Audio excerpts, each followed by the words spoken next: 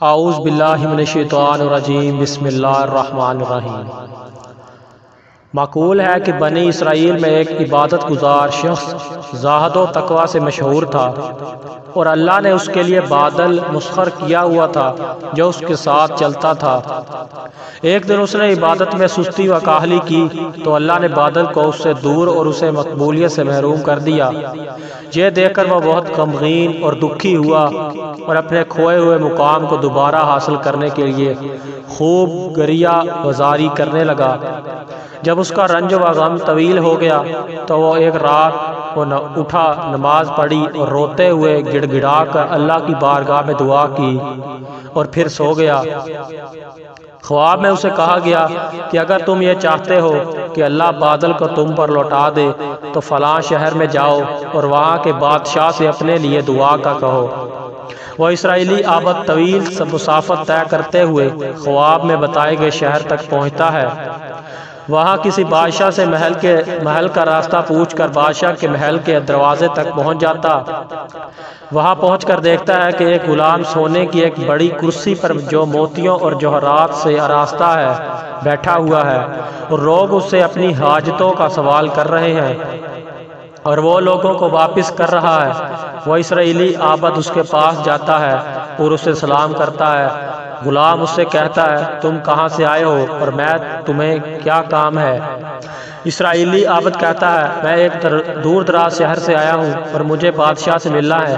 غلام کہتا ہے تم بادشاہ سے آج نہیں مل سکتے اور تمہیں جو کام ہے مجھے بتا دو، مجھ سے ہو سکا تو میں کر دیتا ہوں۔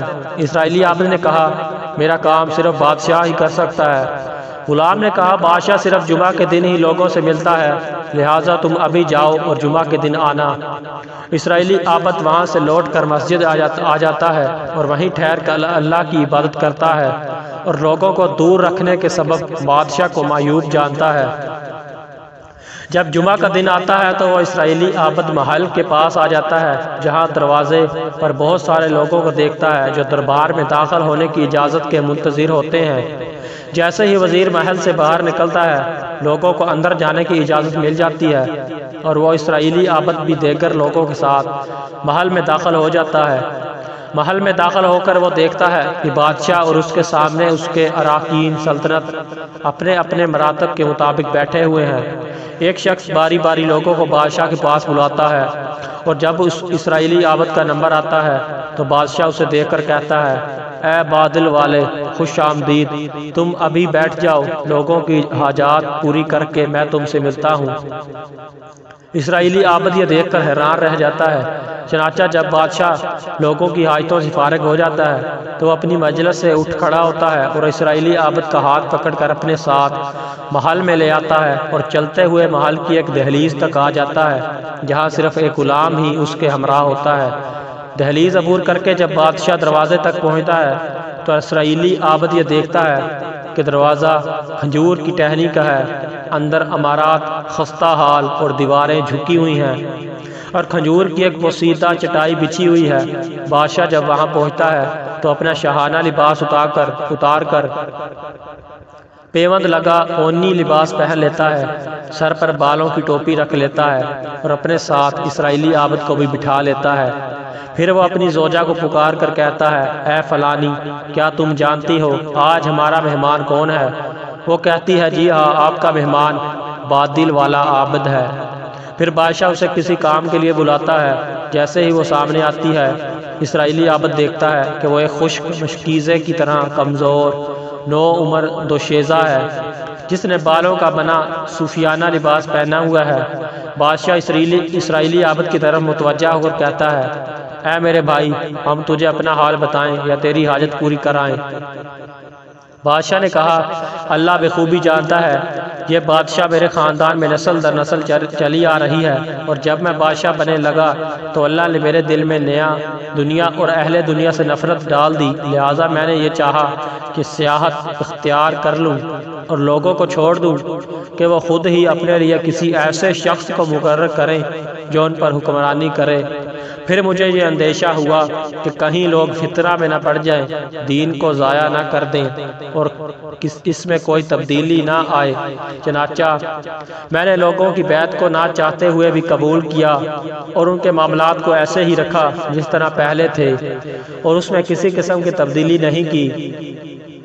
میں نے دروازوں پر مسلح غلام اس لیے بٹھائے تاکہ شریر لوگ مرعوب رہیں، اور میں نے محل کی زیب و زینت کو اس کے حال پر باقی رکھا اور اس میں ایک دروازہ نکالا جس سے ہو کر تم اس خستہ حال مکان تک پہنچے ہو، اور میں یہاں آ کر شاہی لباس اتار دیتا ہوں۔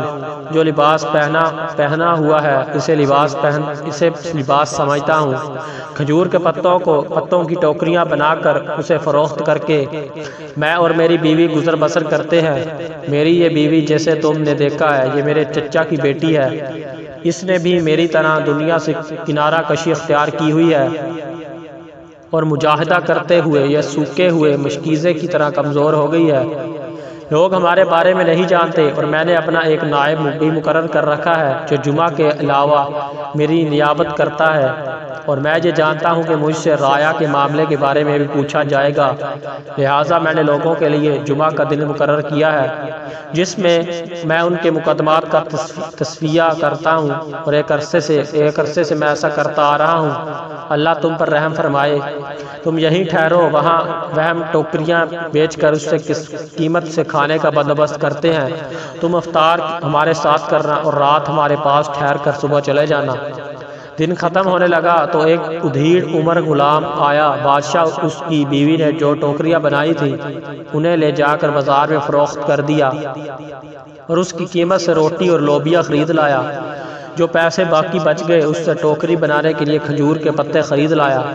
مغرب ہوئی، اسرائیلی عابد نے ان کے ساتھ افطار کیا اور رات ان کے پاس گزاری۔